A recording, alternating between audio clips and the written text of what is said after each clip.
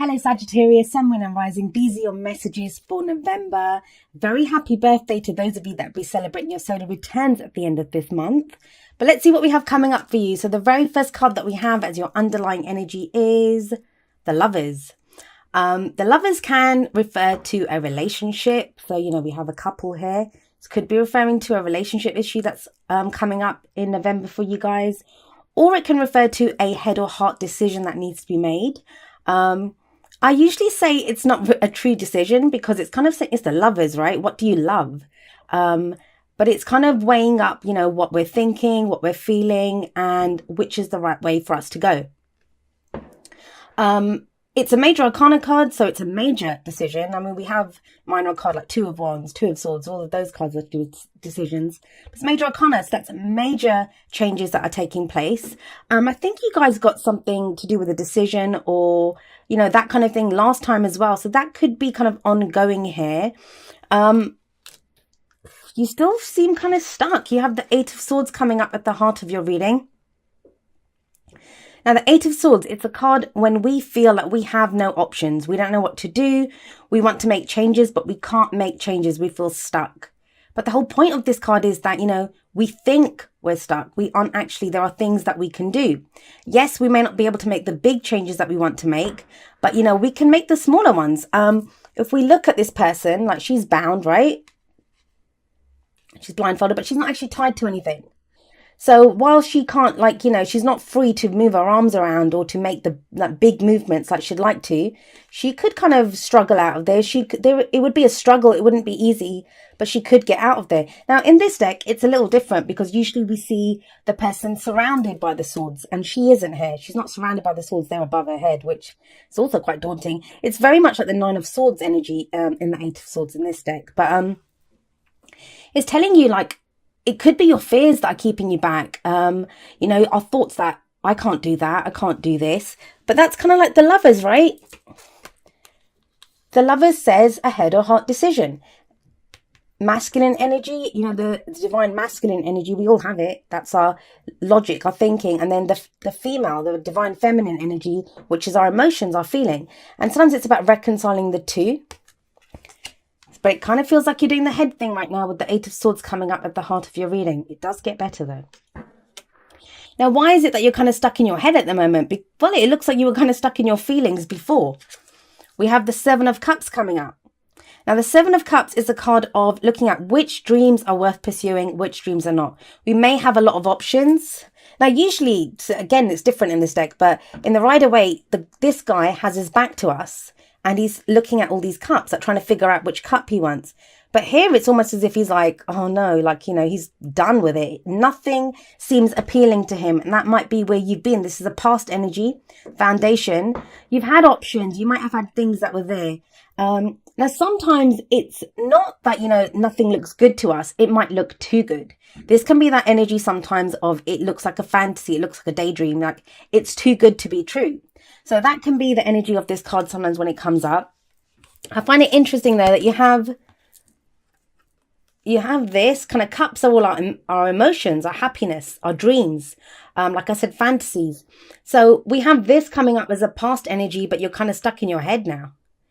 So maybe you had options. It doesn't show that you didn't take your options. It's more like you're still trying to weigh up what's right, what's wrong, what do I feel like doing? What should I be doing? Mental thinking. What do I really feel like I should be doing? It kind of feels like you become very clear on this because you have the Queen of Swords coming up in your present. Now, the Queen of Swords, she's very good at making decisions. She's sometimes called the heartache queen, the widow, the divorce queen, because she's had every difficult kind of experience that you can imagine happen to her. But everything that's happened to her, it's given her knowledge now. Now she knows how to deal with any given situation. She is Swords energy, which is air energy. So this could refer to an air sign that's in your life or someone that has those qualities somewhere in their chart, which would be Aquarius, Gemini, or Libra. But I feel like this is most likely you. So you have the Lovers coming up. And I just hit the mic there. Brilliant. So you have the Lovers coming up at the top here. And underneath sits the Queen of Swords. So if there's a decision to be made, it looks like she'll make it. She doesn't have problems making decisions. She thinks very clearly and she's like, okay, we're going to do this. Now, she makes her decision from authenticity. She decides that, this is what I want. Some of you may be in a relationship or dealing with an air sign or someone that has these qualities. Or like I said, it could be you. It could be you that finally you have that clarity of thought. You know what you want and, you're able to go for it. Now, there's an interesting energy that kind of sweeps through all of this. If you look at the cards, so you have the Lovers, right? But even the Lovers, even if when it indicates a partnership or a couple, they're not touching each other. There's space between them. Yes, it's a union. Yes, it's blessed by an angel, but they're not together. They kind of stand opposite each other and they are naked. I always say whenever naked people show up in the tarot, it's showing who you truly are, like the authentic you, that this is who I am, warts and all, this is who I am, take it or leave it kind of energy. And it takes a lot of courage to make yourself that vulnerable. But like I said, even though there's people in that card, they're not together. There's distance between them. So maybe that's what the decision is about for some of you, like how to get closer to someone. If you're in a long distance relationship, it's come to crunch time now. Like, are you guys going to move closer to each other or what's going to happen here?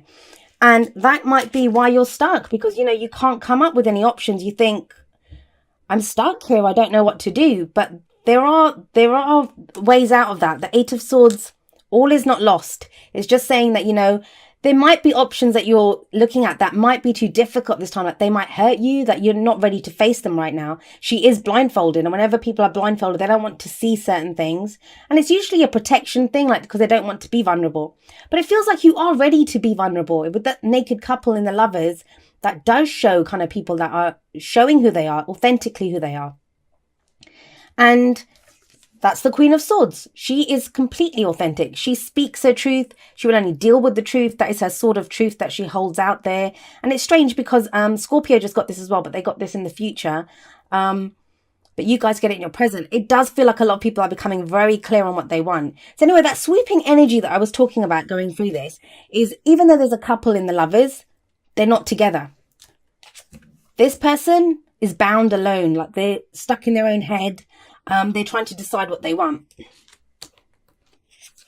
This person stuck on his own, trying to figure out what he wants, right? So even the Queen of Swords, she sits alone on her throne. But look, she is calling. She is calling someone to her. Like she's calling someone over saying, come on over. But she will deal with them with the truth only. Now, the card that this faces for the future energy is the Three of Cups.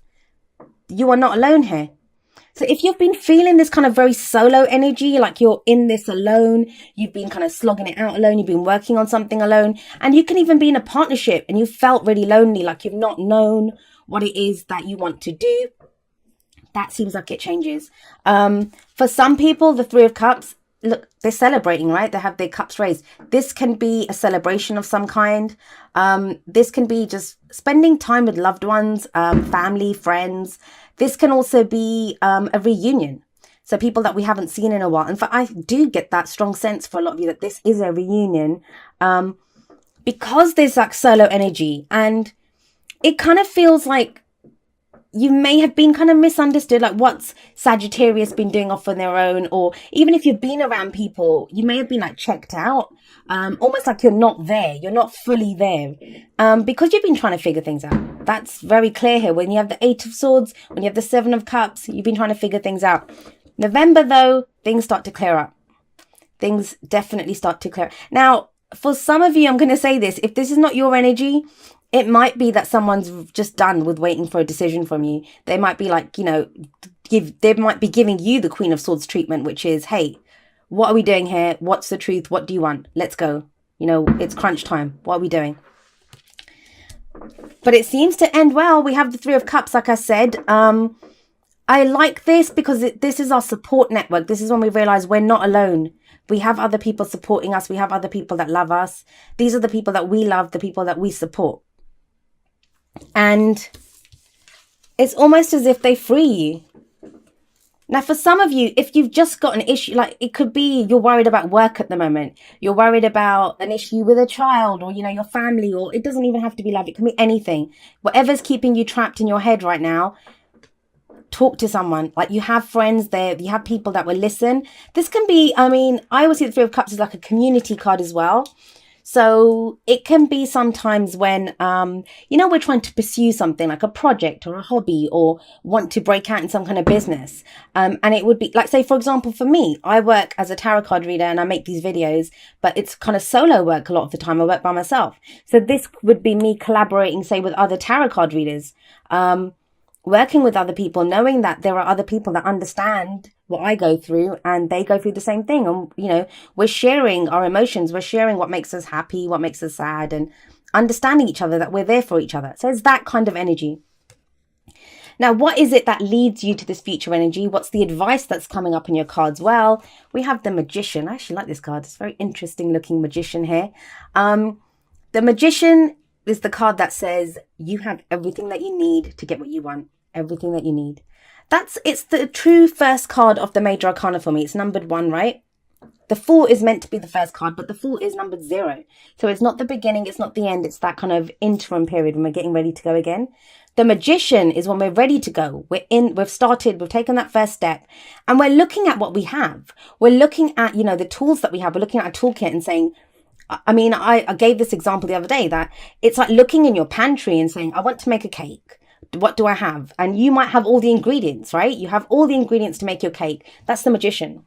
The Magician says you have everything that you need. It's the card of manifestation, but it's not just manifestation. To me, the Magician is also a card of channeling energy. So if you have inspiration, you know where to direct it. If you're even angry, like, that energy that we get, that fears, or we might have, where to direct them. You're not trapped by them. That's the whole thing. If you're trapped here by your thoughts, I'm really sorry about the fireworks. I think it's for Guy Fawkes, but that's tomorrow. We have the Magician, and the Magician, he channels energy. He's not doing it here, but it's like as above, so below. That's usually the energy of the Magician card. So this talks about not being so trapped, knowing that you have what it takes. Now, it's not just in terms of skills or, the ideas or the dream. I mean, we do have the 7 of Cups above the Magician.